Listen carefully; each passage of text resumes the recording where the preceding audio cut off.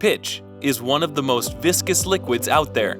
That's why Viking Pump is the pump of choice for the processing, transfer, and metering of pitch.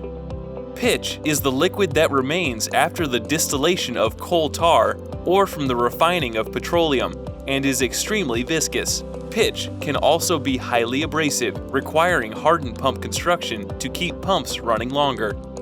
Pitch is used in a number of ways: in paints, roofing and paving materials, the production of graphite anodes for electric arc furnaces used in steel production, as well as production of carbon anodes used in electrolytic aluminum smelters.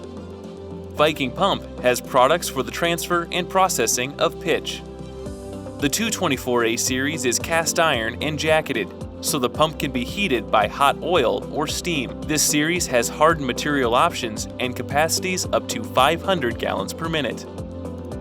The 124E series is also cast iron and can be electrically heated prior to startup. This series also has hardened material options and capacities up to 500 gallons per minute.